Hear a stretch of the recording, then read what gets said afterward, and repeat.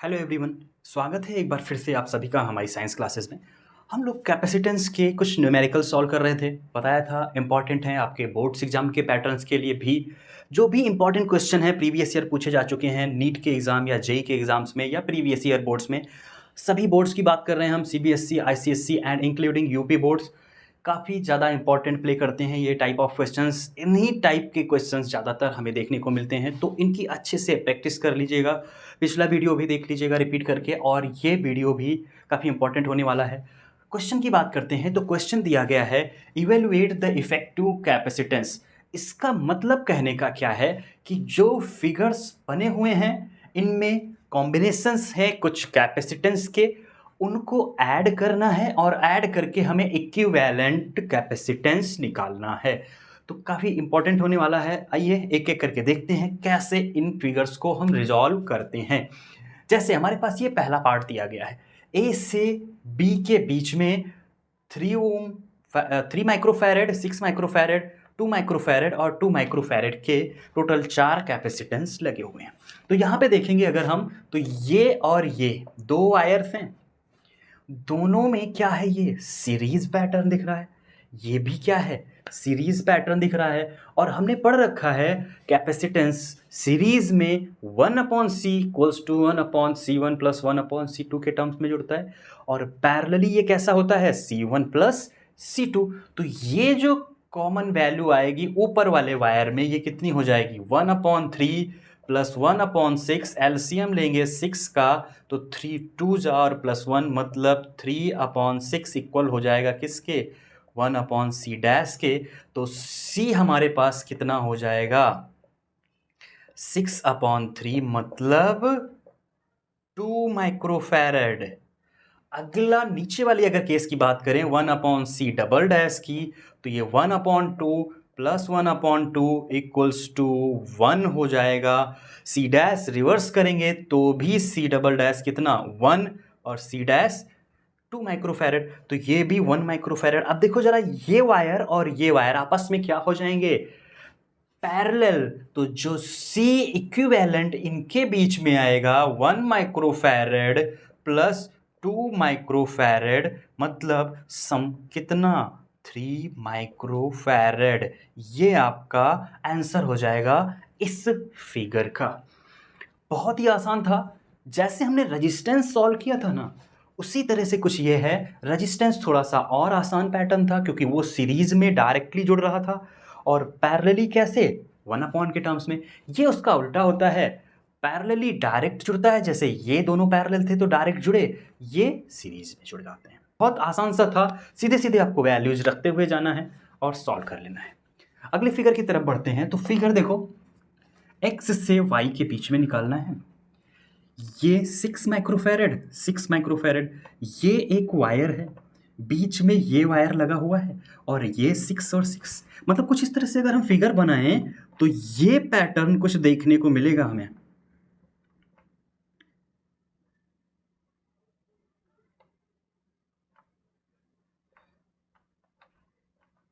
x और y कुछ इसी तरह से फिगर तो दिख रहा है। देखो जरा, ये 6 और ये 6 एक ही साइड में है, बीच में वायर प्रेजेंट है। ठीक उसी तरह से इस 6 और इस 6 के बीच में 6 का है, तो ये 6 माइक्रोफैरेड, ये 6 माइक्रोफैरेड, ये 6 माइक्रोफैरेड, ये 6 माइक्रोफैरेड हो जाएगा, और ये 6 माइक्रोफैरेड हो जाएगा। अब अगर ध्यान से देखो तो ये P/Q इक्वल्स टू R/S किसको फॉलो अप कर रहा है, व्हीटस्टोन ब्रिज को। चेक कर लेते हैं यहाँ पे, 6/6 इक्वल्स टू 6/6, ये इक्वल हो गया 1 के। इसका मतलब ये क्या है, व्हीटस्टोन ब्रिज। जब ये व्हीटस्टोन ब्रिज होगा तो इसमें क्या होगा, इस वायर में करंट नहीं आएगी। अब एज्यूम करो जब इसमें और इसमें करंट जा रही है, इसमें करंट नहीं जाएगी, तो ये 6 और 6 क्या हो जाएंगे, सीरीज हो जाएंगे। उसी तरह से ये 6 और ये 6 भी क्या हो जाएगा, सीरीज। तो C डैश की बात करें तो 1/6 प्लस 1/6 मतलब 2/6 मतलब 1/3, तो ये 1/C डैश, तो C डैश कितना हो जाएगा, 3 माइक्रोफैरेड। ठीक उसी तरह से नीचे की तरफ भी C डबल डैश कितना हो जाएगा, 3 माइक्रोफैरेड।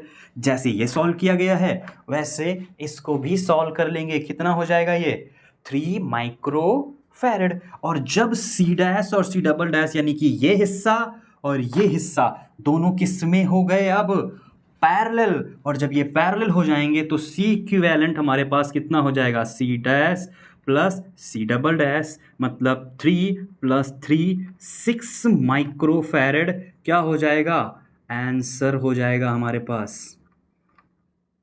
ठीक है, कितना आंसर हो जाएगा आपके पास 6 माइक्रो फैरड का। अब बात कर लेते हैं अगले फिगर की।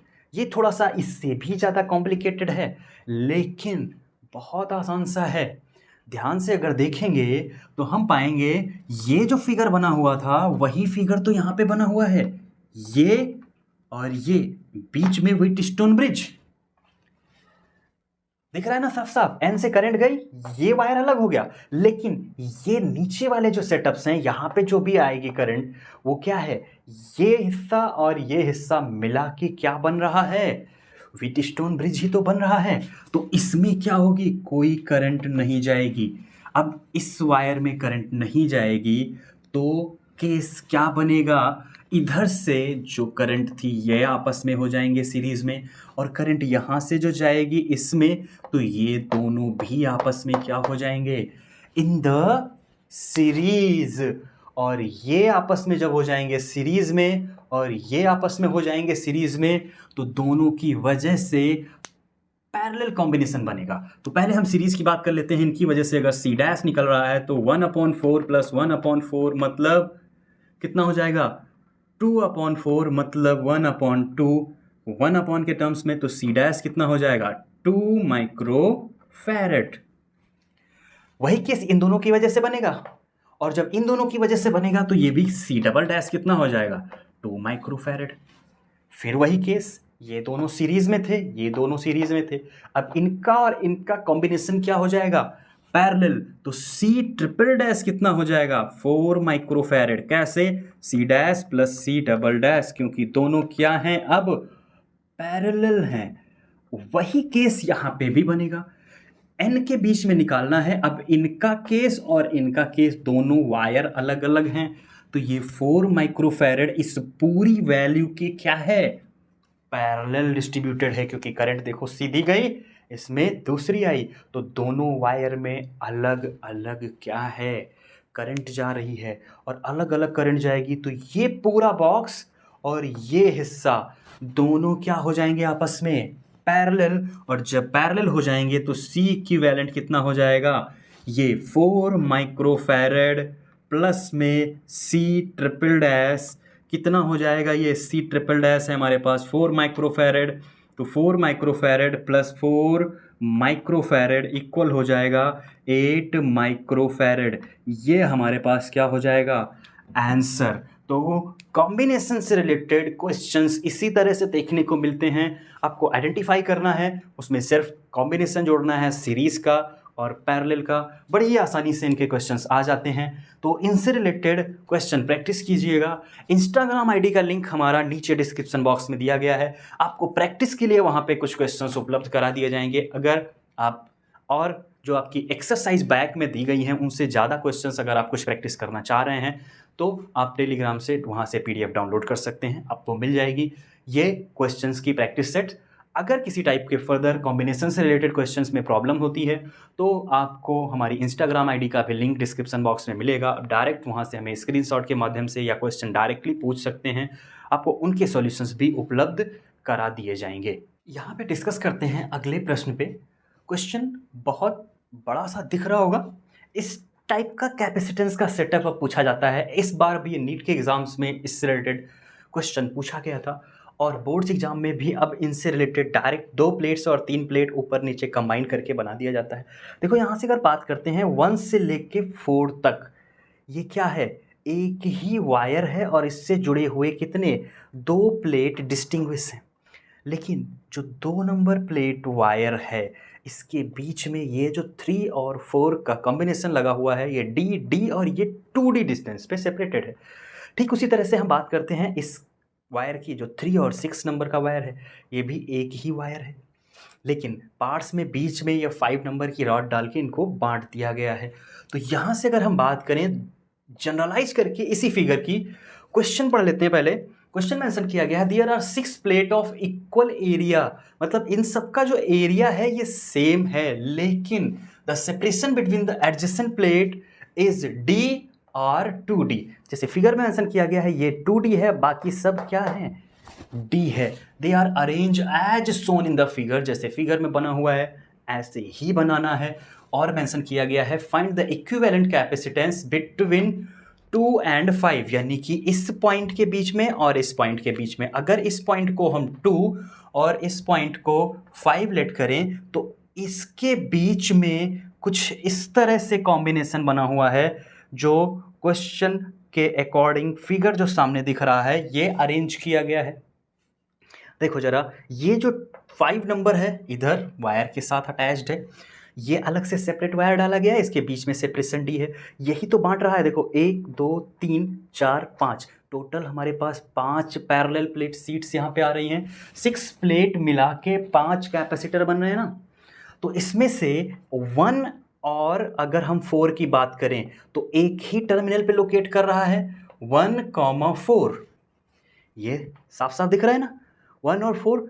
2 इसका हिस्सा है, यानी कि कैपेसिटर इधर से, और 1 और 4 के साथ एक ये 5 के साथ कैपेसिटर बन रहा है, कौन, 4 और 5 के बीच में, और एक किसके बीच में, 1 और 2 के बीच में। तो 1 और 2 के बीच में, 4 और 5 के बीच में। लेकिन और भी कुछ बन रहा है 2D की सेपरेशन पे 4 और 3 के बीच में, तो 4 और 3 के बीच में एक बन रहा है। यहीं पे फिगर पे समझना ठीक से, 4 की बात करेंगे तो 4 और 5 के बीच में एक, ये जुड़ गया। 1 और 2 के बीच में एक, 1 और 2 के बीच में। 4 और 3 के बीच में एक है।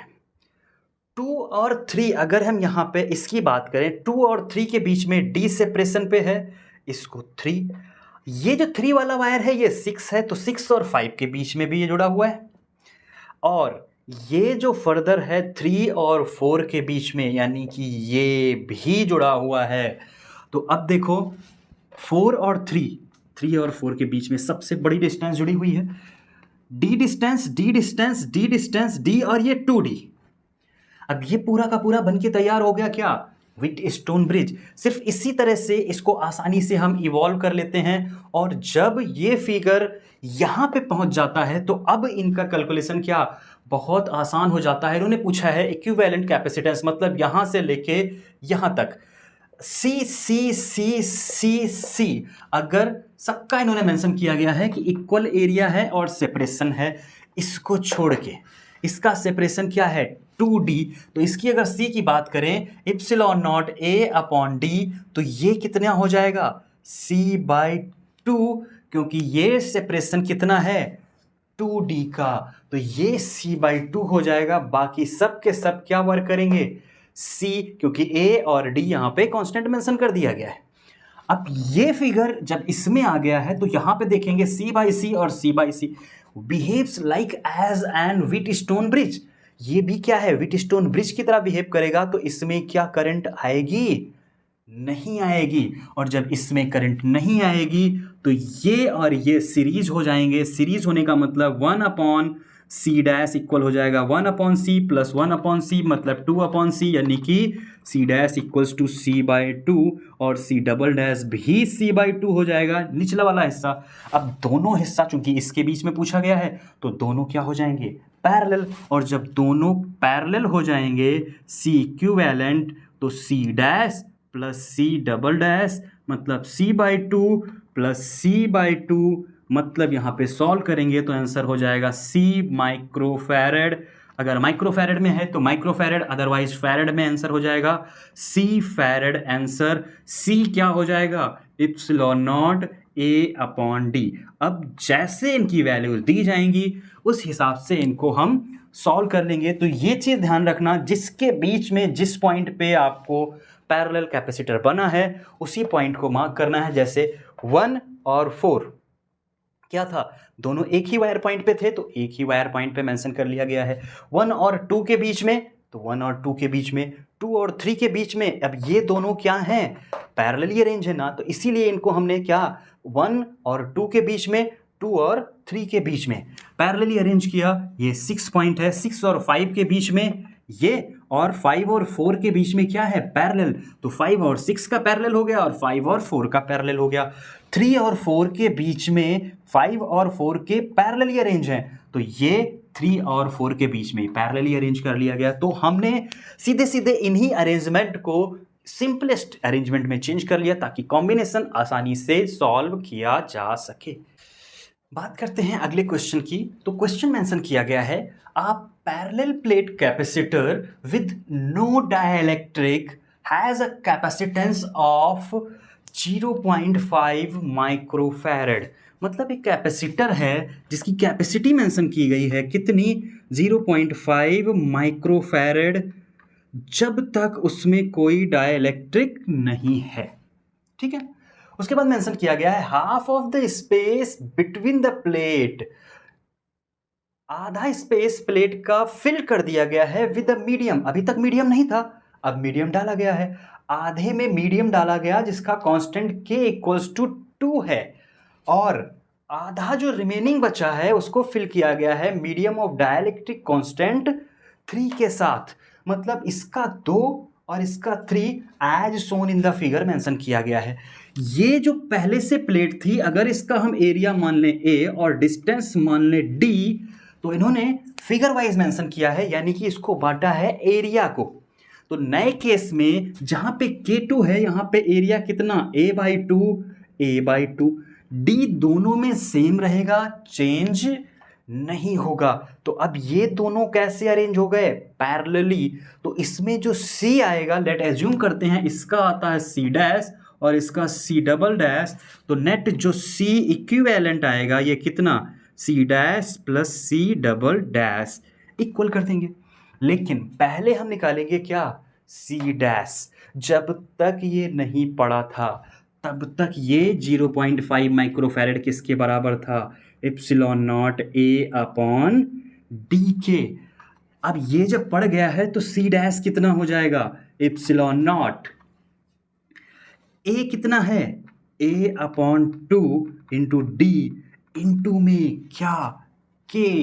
ये क्या होता है, जब डाइलेक्ट्रिक कांस्टेंट पड़ जाता है तो K एप्सिलॉन नॉट A/D हो जाता है। K is a dielectric constant, value put करेंगे यहाँ पे, तो K की जगह पे रखेंगे 2 अपॉन में 2 कैंसिल हो जाएगा into epsilon not A upon D, जिसकी वैल्यू है कितनी, 0.5 माइक्रो फैरेड।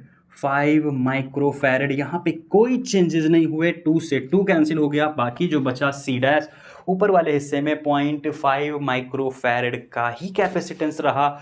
नीचे वाले केस में देखते हैं जहाँ पे C डबल डैश मेंशन किया गया है, K epsilon not A upon D, लेकिन A कितना, A/2 मेंशन किया जाएगा, और K है कितना, 3 upon 2 into epsilon not A upon D।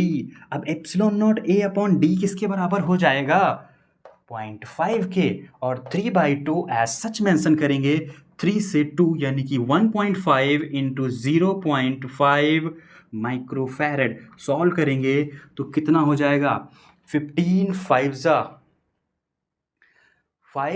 25, 2 remaining, 5 1 जा 5 एंड 2 7, यानी कि 0.75 माइक्रोफैरड।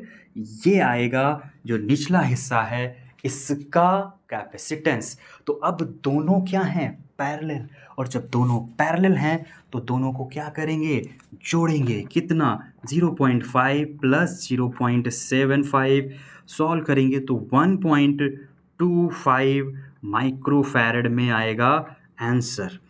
ये हमारे पास क्या हो जाएगा, C इक्विवेलेंट। तो इस टाइप के क्वेश्चन बहुत ही आसान होते हैं। जब भी, अभी ये तो क्या था, एरिया वाइज डिवीजन था, अगर स्लेट वाइज या साइड वाइज डिवीजन होगा तब हम 1/C के टर्म्स में रख के सॉल्व कर लेंगे, लेकिन पैटर्न यही आने वाला है। बहुत ही आसान सा क्वेश्चन होता है, याद रखिएगा इस टाइप के क्वेश्चन हम इसी पैटर्न पे सॉल्व करते हैं। अगला क्वेश्चन दिया गया है कि इन गिवन सर्किट, अब सर्किट आपके सामने है, ये 5 ओम मेंशन किया गया है, आपके पास रेजिस्टेंस 2.5 ओम रेजिस्टेंस यहाँ पे, 5 ओम रेजिस्टेंस यहाँ पे, 2 माइक्रोफैरेड यहाँ पे क्या लगे हुए हैं, पोटेंशियल कैपेसिटेंस लगे हुए हैं, और 5 वोल्ट का पोटेंशियल लगा हुआ है। मेंशन किया गया है initial current supplied by the battery. इस बैटरी की वजह से जो इनिशियल करंट होगी वो क्या होगी, तो देखो जरा, शुरुआती करंट की बात करेंगे तो इस समय तो कैपेसिटेंस यहाँ पे क्या होंगे, खाली होंगे, इनको भी क्या करना पड़ेगा, फिलअप करना पड़ेगा। तो फिलअप करने के लिए ये पूरा का पूरा वायर बिहेव करेगा as a zero resistance, current इसमें भी जाएगी और इसमें भी जाएगी। ये करंट कैसा वायर बिहेव करेगा, एज अ क्लोज सर्किट, और क्लोज सर्किट की तरह बिहेव करेगा। तो ये जो दोनों हैं क्या रजिस्टर, दोनों रजिस्टर कैसे बिहेव करेंगे, दोनों इनकी में कोई पोटेंशियल नहीं होगा, मतलब कोई भी रेजिस्टेंस प्रोड्यूस नहीं होगा, इसकी वजह से भी कोई रेजिस्टेंस प्रोड्यूस नहीं होगा, लेकिन इसका और इसका कॉम्बिनेशन बात करेंगे तो ये हो जाएंगे पैरेलल, और फिर जो भी इनका रिजल्टेंट आएगा वो इसके क्या हो जाएगा, सीरीज के। तो जब दोनों पैरेलल हो जाएंगे तो पहले बात कर लेते हैं पहला केस, इनिशियल करंट। उस केस में जो कैपेसिटेंस होंगे वो जीरो रेजिस्टेंस बिहेव करेंगे, लेकिन दोनों जो रेजिस्टेंस है आर इक्विवेलेंट, ये कितने हो जाएंगे, 1/5 प्लस 1/5 1/R डैश से, तो 2/5 यानी कि 2.5 ओम हो जाएगा क्या, सी डैश। इन दोनों की वजह से जो नेट रेजिस्टेंस आएगा वो कितना आएगा, 2.5। बीच में ये भी लगा हुआ है, तो अब दोनों क्या हो जाएंगे, सीरीज में। तो आर इक्विवेलेंट नेट कितना हो जाएगा, 2.5 प्लस 2.5 मतलब 5 ओम रजिस्टर, ये आर डैश है, 5 ओम का रेजिस्टेंस लग जाएगा। तो नेट कब, इनिशियल कंडीशन में, जब ये बिहेव करेगा जीरो रेजिस्टेंस वायर, ये बिहेव करेगा एज अ जीरो रेजिस्टेंस, तो इसमें ये सीरीज में ना होकर के पैरेलल हो जाएंगे, और ये फिर बाद में सबके क्या हो जाएगा, सीरीज में। तो यहां से हम कैलकुलेट कर लेंगे नेट रेजिस्टेंस, और V हमें दे रखा है 5 वोल्ट, करंट पूछा है तो I कितना हो जाएगा, 5/5 मतलब 1 एम्पियर सप्लाई होगी, कब, इनिशियल कंडीशन में, शुरुआती फेज में। अब दूसरी कंडीशन मेंशन की गई है फाइनल। अब फाइनल कंडीशन में इसके चार्जेस क्या हैं, फुल्ली फिल्ड हो जाएंगे, इस पे भी चार्जेस फुल्ली फिल्ड हो जाएंगे, तो ये खुद एज अ वायर बिहेव करेगा बैटरी की तरह जब इसको रिक्वायरमेंट होगी। फाइनली यहाँ पे कोई भी ये कैसे बिहेव करने लगेगा, जब इसके सारे के सारे, अब जीरो रेजिस्टेंस की तरह बिहेव करेगा नहीं, ये ओपन सर्किट की तरह बिहेव करेगा, मतलब यहाँ पे और यहाँ पे कोई करंट सप्लाई नहीं जाएगी, और जब कोई सप्लाई नहीं जाएगी इस वायर में तो इसका रेजिस्टेंस हम काउंट नहीं करेंगे, और जब रेजिस्टेंस काउंट नहीं करेंगे तो आर नेट हमारे पास क्या हो जाएगा, ये और ये आपस में क्या हो जाएंगे, सीरीज में, 5 प्लस 2.5 हो जाएगा 7.5 ओम। V हमारे पास है 5 वोल्ट, तो I कितना हो जाएगा, V/R मतलब 5/7.5, 5 1 जा 5, एंड देन 5 के टर्म्स में अगर इसको सॉल्व करेंगे तो ये हो जाएगा 1.5, 5 1 जा 5 एंड 5 5 जा 25, यानी कि इसको लिख सकते हैं कितना, 2/3 एम्पियर। ये हमारे पास क्या हो जाएगा, R net in the condition of final, जब ये बिहेव करेगा ऊपर क्लोज सर्किट की तरह, और ये for the open circuit as a initial condition. उम्मीद है इनसे रिलेटेड कैपेसिटेंस के अब सारे टाइप ऑफ क्वेश्चंस कंप्लीट होते हैं, समझ में अच्छे से आए होंगे। फिर भी डाउट है तो आप बेझिझक इंस्टाग्राम पे हमसे क्वेश्चंस डायरेक्टली पूछ सकते हैं। चैनल सब्सक्राइब नहीं किया है तो सब्सक्राइब जरूर कर लें। हम अगले जो चैप्टर्स हैं यहीं पे कंटिन्यू करने वाले हैं, और पूरे के पूरे चैप्टर्स बिल्कुल फ्री ऑफ कॉस्ट होंगे, तो आप खुद भी देखिए और अपने दोस्तों और रिश्तेदारों के साथ शेयर कीजिए, जो भी इस बार बोर्ड्स की या नीट्स की या आप JEE एडवांस या मेंस के लिए अपीयर कर रहे हैं।